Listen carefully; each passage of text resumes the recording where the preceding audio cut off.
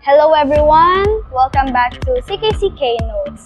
So, magandang umaga, magandang tanghali, magandang hapon, magandang gabi sa lahat na nanonood ngayon. And for today is Children's Sunday, October 12. And so, dahil Children's Sunday ay katabi ko ngayon, kasama ko ngayon ang presidente ng, ano matawag sa inyo? Sa kids? Children's Fellowship. Ayun. So, or Kingdom Kids, kung tawagin, ano. So, kasama ko po ngayon si Atasha Marinel Gonzalez, the president of CKC Children. Ayun. Or Kingdom Kids, kung tawagin, ano. How are you feeling? Okay lang.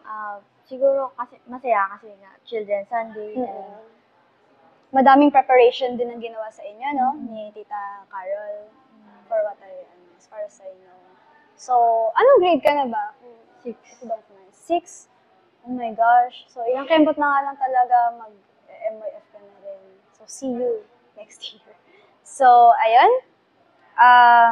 For our first question, sabi ni Jesus, dapat maging tulad ng mga bata or maging tulad namin kayo, no? Para makapasok sa kaharian ng Diyos. So, ano yung magagandang katangian ng mga bata na gusto ni Jesus? I think kaya nasabi ni Jesus na dapat tayo na maging katulad ng mga bata is because yung mga bata is kaya nilang magtiwala ng walang pag-aalinlangan or lubusan. And also, they can find happiness in simple things. Saka, they can express themselves without worrying na may manlalait sa kanila. So, siguro yun yung nagustuhan ni Jesus sa kanila. Ayun, so, kasi nakikita ko rin, di ba, sa mga bata, or sa mga younger, no, mga mas bata pa sa'yo. Yung mga bata ngayon, these days, transparent sila, no, sa mga feelings nila. Hindi sila, like,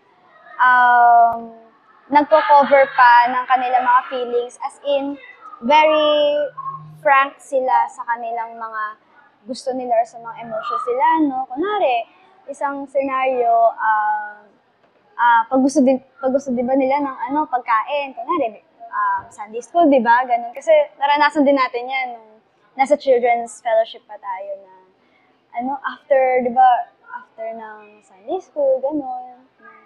Gusto ko pa po ng pagkain, may mga ganun. Sobrang, nila, simple-minded. Parang ganun, if I can, So, ayun, madali din silang makahanap, tama yung sinabi mo, madali silang makahanap ng saya sa mga simpleng bagay. Ayun. So, yun yung isang magandang katangian na makahanap natin sa mga bata. Ayun. So, for our second question, bilang isang bata, ano ang pwede mong magawa para maramdaman ng ibang bata o kaibigan na sila ay welcome at mahal din ng Jesus?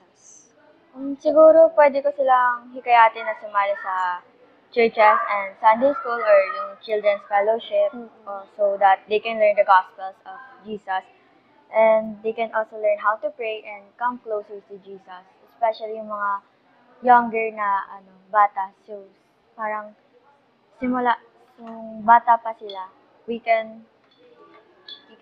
invite them. So, kasi nga, di ba, siguro nung nagsimula din ako mag-Children's Fellowship, kasi di ko din naman inakala talaga na magiging active ako until this day. Siguro, ako rin nahikayat din ako na pumunta dito sa church na magbigay ng foundation ko. Kasi naging foundation ko is yung Children's Fellowship eh. So, ayun, madami din akong naging mga kaibigan, dami naging bonding. So, siguro ayun, tama ka na isang way din na para maramdaman ng ibang mga bata is hikayatin sila, i-invite sila sa iglesia na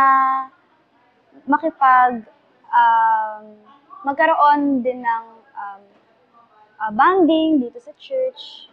Ayun, magkaroon ng fellowship. And, ayun, in a simple way lang. So, ayun, maraming salamat, Tasha, for joining us for today's episode.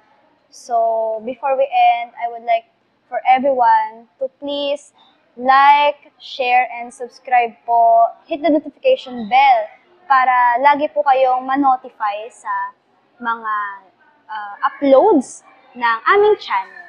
So, muli maraming salamat, Tasha, for joining us for today's episode.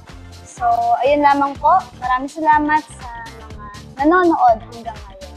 So, see you on our next episode. See you!